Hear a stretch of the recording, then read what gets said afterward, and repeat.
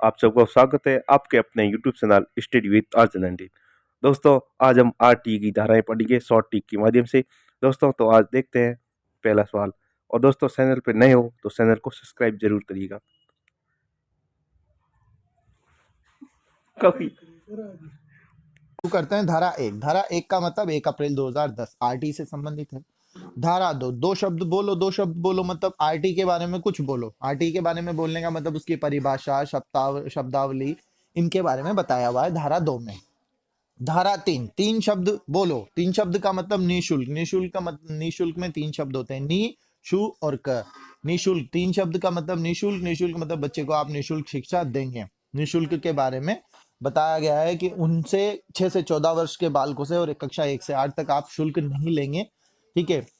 4, उम्र के आधार पर प्रवेश देने से नहीं रोका जाएगा कि वो उसकी क्या उम्र है, इस आधार पर उसे नहीं रोकेंगे। ठीक है। 5 उंगलियों में टीसी दे दो मतलब टीसी का मतलब स्थानांतरण से संबंधी जो पॉलिसी है वो धारा 5 में लिखी हुई है। धारा 6 स्कूल की दूरी कितनी 6, तो कितनी 6 स्कूल की दूरी, तो दूरी से संबंधित धारा 6। धारा 6 में लिखा हुआ है कि कक्षा 1 से 5 के लिए 1 किलोमीटर और कक्षा 1 से 8 के लिए 3 किलोमीटर तक आप स्कूल रख सकते हैं, इससे ज्यादा दूर नहीं होना चाहिए। धारा 7 केंद्र राज्य सरकार का अनुपात। तो 7 धारा में केंद्र राज्य अनुपात के बारे में 7 में बताया हो गया है। 6:40, केंद्र 60% और राज्य 40% भार वहन करता है।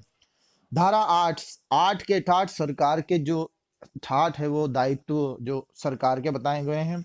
धारा 9 में सरकार से नीचे अधिकारी होते हैं, उनके दायित्व हैं। धारा 10 में अधिकारियों से नीचे माता पिता दायित्व वहन करते हैं एसएमसी में, तो माता पिता के दायित्व हैं। धारा 11 में माता पिता के बाद में आंगनबाड़ी आते हैं, तो 3 से 6 वर्ष के लिए आंगनबाड़ी बच्चों के लिए है। धारा 12 इंपॉर्टेंट है, 25% आरक्षण का प्रावधान है इसमें बच्चों के लिए जो गरीब छात्र हैं।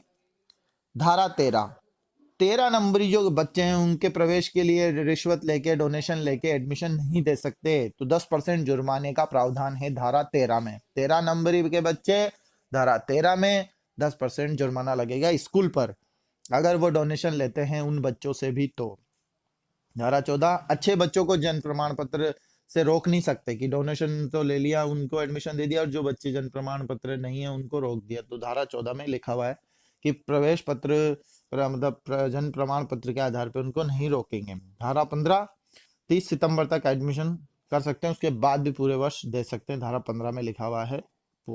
ठीक है। धारा 16, 17 इंपॉर्टेंट है। 16, 8 + 8 = 16, तो 8वीं तक फेल नहीं कर सकते। 8 + 8 = 16, तो 8वीं तक फेल नहीं कर सकते। धारा 17 मतलब खतरा मतलब बच्चे को आप मारना, डांटना, पीटना नहीं कर सकते, उसे डरा नहीं सकते, शिक्षक ऐसा नहीं कर सकता है। ठीक है। धारा 18 एनओसी मतलब नो ऑब्जेक्शन सर्टिफिकेट, स्कूलों के लिए यह प्रावधान है। ठीक है।